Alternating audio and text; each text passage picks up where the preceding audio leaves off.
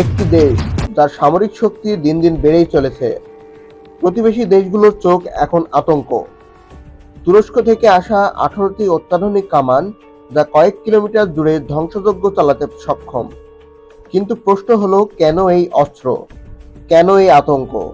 আজকের গল্পে আমরা ঢুকবো বাংলাদেশের সামরিক শক্তির অন্দরমহলে, যেখানে প্রতিটি পদক্ষেপ এক একটি থ্রিলার। চলুন শুরু করা যাক। রাজনীতি অঙ্গনের নানান ইতিহাস ও তথ্য পেতে আমাদের চ্যানেলটি সাবস্ক্রাইব করে বেল বাটনটি প্রেস করে রাখুন। বাংলাদেশ সেনাবাহিনীতে তুরস্কের তৈরি AKM বোরান 105 মিলিমিটার হাওয়াইটস যুক্ত হয়েছে, যা ভারতের প্রতিরক্ষা বিশ্লেষকদের মনে উদ্বেগ সৃষ্টি করেছে। এই কামানগুলো সাধারণ কামানের তুলনায় হালকা ওজনের এবং আকাশপথে বহনযোগ্য, যা কয়েক কিলোমিটার দূরে ধ্বংসযজ্ঞ চালাতে সক্ষম।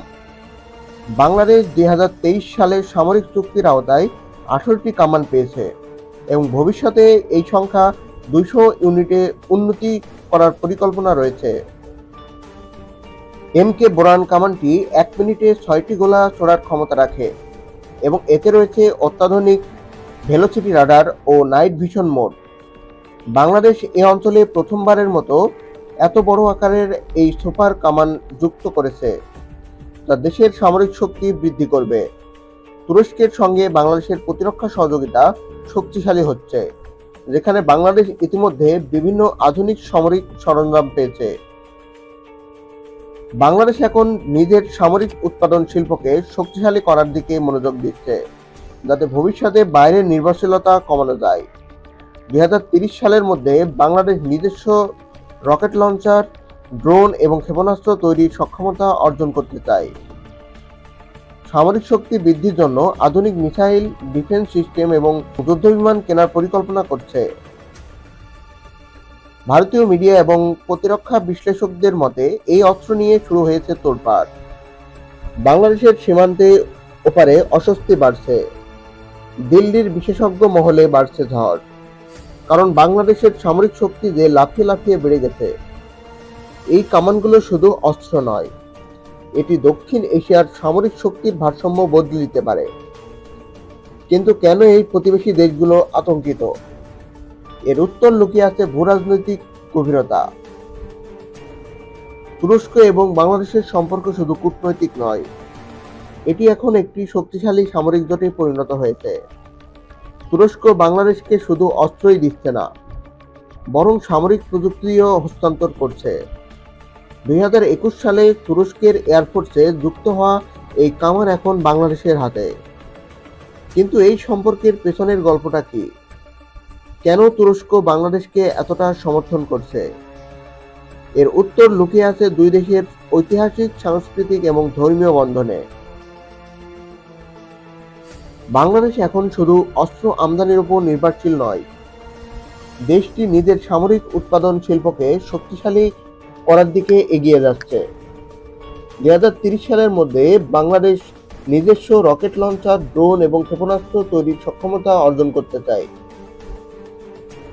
কিন্তু এই স্বনির্ভরতা মিশন কি শুধু প্রতিরক্ষার জন্য, নাকি এর পিছনে আরো বড় কোনো পরিকল্পনা?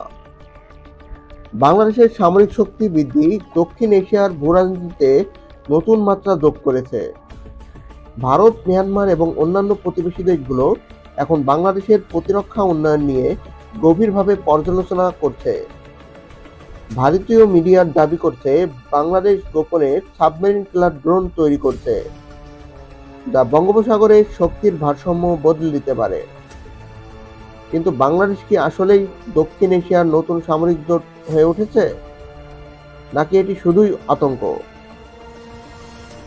2025 সালের মধ্যে বাংলাদেশের সেনাবাহিনীর 40% অস্ত্র আধুনিকায়ন করা হবে।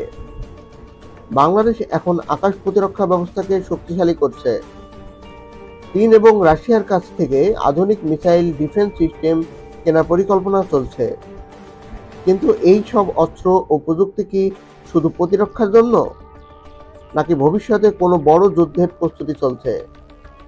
এই প্রশ্নের উত্তর হয়তো সময় দিবে। বাংলাদেশের সামরিক শক্তি বৃদ্ধি শুধু একটি দেশের উন্নয়ন নয়, এটি দক্ষিণ এশিয়ার ভূরাজনীতিতে একটি নতুন অধ্যায়ের সূচনা। বাংলাদেশ এখন শুধু সেনাবাহিনীর নয়, পুরো প্রতিরক্ষা ব্যবস্থাকে ঢেলে সাজানোর পথে এগিয়ে যাচ্ছে। কিন্তু এই উত্থান কি শান্তি নিয়ে আসবে, নাকি এটি নতুন সংঘাতের সূচনা করবে? এই প্রশ্নের উত্তর হয়তো আগামী দিনগুলোতে আমরা পাব। বাংলাদেশের সামরিক শক্তি বৃদ্ধি এবং তুরস্কের সাথে প্রতিরক্ষা সহযোগিতা দক্ষিণ এশিয়ার ভূরাজনীতিতে নতুন মাত্রা যোগ করেছে।